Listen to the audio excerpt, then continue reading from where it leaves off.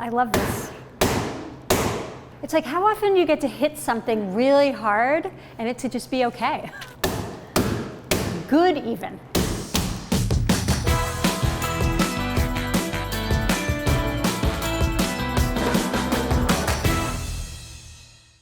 Hi, I'm Melissa Clark. I'm a food reporter for the New York Times, and we're here in the NYT Cooking kitchen studio to bring you Cookie Week, the best week of the year, because it's the holidays and it means sweet, delicious things, and I can't wait to bake my new peppermint shortbread cookies for you. I love shortbread. They're my favorite kind of cookies. They're crunchy, they're buttery. These shortbread have a peppermint flavor and a peppermint icing. So they are double peppermint shortbread cookies. What's great about shortbread is they're also really easy to make, and they keep for such a long time. You can make shortbreads a couple of weeks ahead. They're the most adaptable cookie, and they're the easiest for a home cook to put their own stamp on. The most basic shortbread recipe, it's just 3 ingredients, right? Flour, butter, and sugar. If you can get really, really good, like high-fat butter, it's just gonna make your cookies better. But any kind of butter is still gonna be delicious. Always save your butter wrappers. Just fold them in half like that, stick them in your freezer, and next time you have to butter a cake pan, voila, you've got them. We're very thrifty in this kitchen here at NYT Cooking. A note about salted butter. I'm using unsalted butter. You can use salted butter, like maybe some of that imported really amazing salted butter or salted cultured butter. So good in shortbread, but just cut down on the salt by like a 1/4 teaspoon if you end up using salted butter, just to balance it out. I'm gonna whip the sugar and the butter until it's light and fluffy. This is gonna take a while. It's gonna take like 2 minutes, so we're just gonna let the mixer go. So start out slow, wait till the sugar begins to be absorbed into the butter, and then you can raise the mixer speed. Scrape down the sides just to make sure you're getting everything evenly mixed. Just gonna give it a little more. You really want it to be fluffy. So I'm gonna add the egg yolk, and we're gonna save the white because we need it for the icing.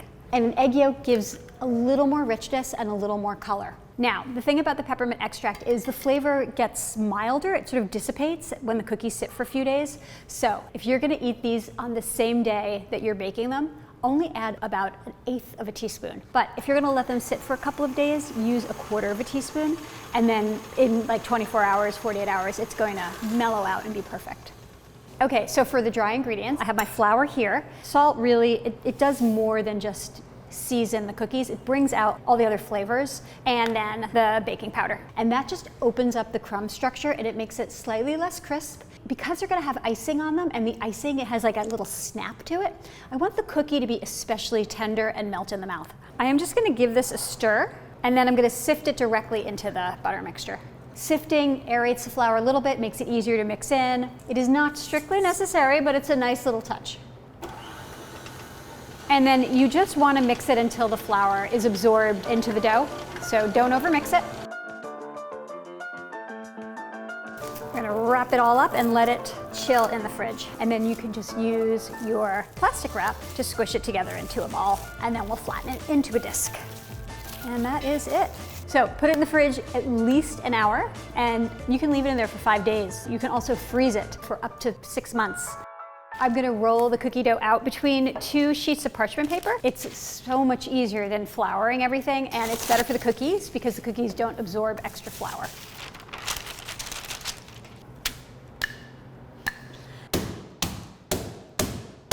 So hitting it is not necessary. You can just really lean into it, but I find it easier than using my body weight to lean into it at the beginning. So there is a reason that I am beating this dough up with a rolling pin.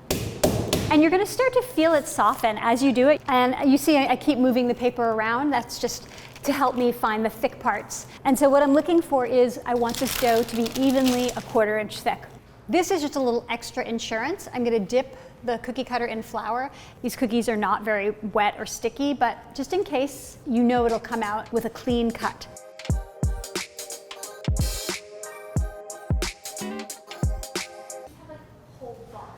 I have 3 giant boxes full of cookie cutters. After the cookie decorating party, there's like glitter in our rug for, no matter how much I vacuum, like, well, still sprinkles.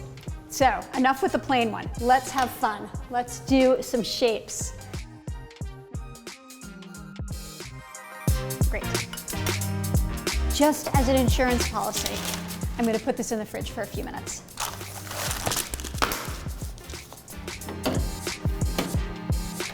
So the dough is firmed up nicely, and we can just transfer it to this baking sheet. And then you can save the scraps and re-roll them. Just chill them before you re-roll them. Sometimes I do this. This is one of my cheats. Like when I have like a big thing of dough like that, I will just squish it together. Then we can get another cookie. Ha ha. These cookies don't expand very much, so you can place them pretty close together. And I'm gonna bake these at 350 for, I say 13 to 17 minutes, but just keep an eye on them. You want them to look golden around the edges, and then they should feel, nice and firm.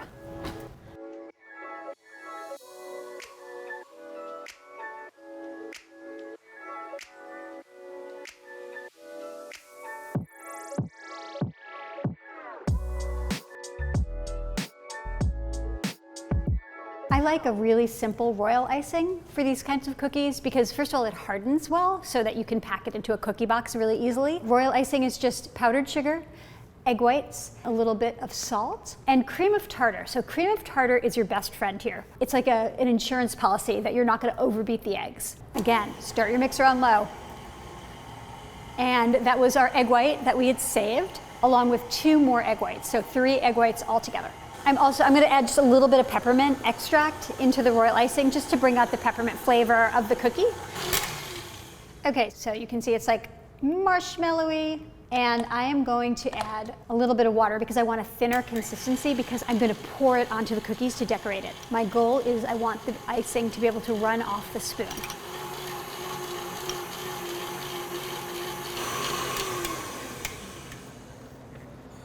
See how that's pouring nicely? And I'm gonna keep half of it white, and I'm gonna transfer half of it into another bowl, and I'm going to add my food coloring. Here's the thing about royal icing. It will start to thicken up and actually dry out on top if you let it sit for too long. So if you're not gonna use it immediately, make sure to cover the top with plastic wrap. And if it does start to get a little crusty looking, just take a whisk and a little bit of water and just whisk it up again, and it'll be okay.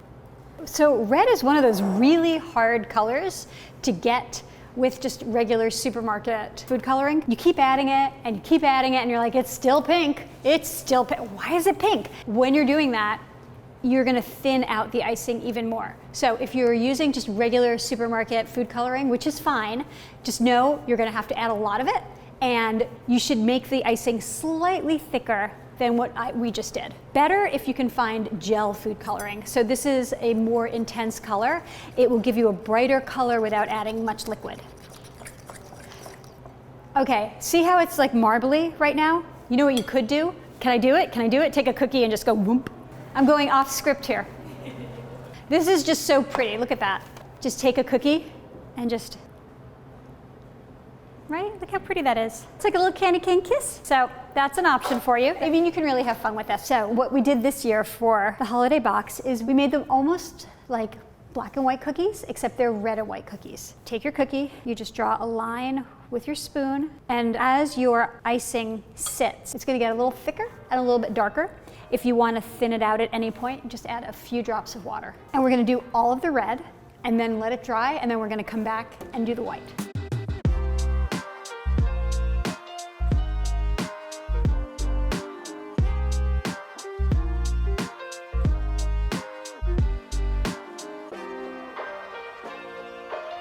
Make sure that these dry completely. If you can, just let them dry overnight. That is the best. So this is perfectly dry, and you see how the icing got a little bit darker as it sat. And now we will do the white. So same thing on the other side. Draw your little line. This did get a bit thicker as it sat. I might water it down just a little bit. Also, if I did add too much water and it got too thin, you can always fix it with a little more powdered sugar. It's very forgiving. Yeah, that's good. When I was developing these recipes, I was developing really the look of the icing. I tried many different ways. At one point, I put crushed candy cane on the white part, which looked really pretty. Another look that we tried out was once we had the darker color, just dunk in the lighter color. And these look pretty cool too. All right, we're gonna let them dry.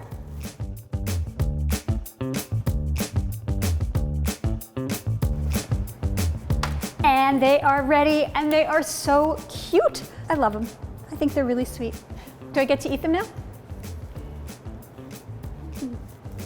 They're so good. Peppermint is there, but it is not in your face. And the best part is a textural contrast. You've got the cookie, which is, crumbly and buttery, and then the snap of the royal icing. I just love it.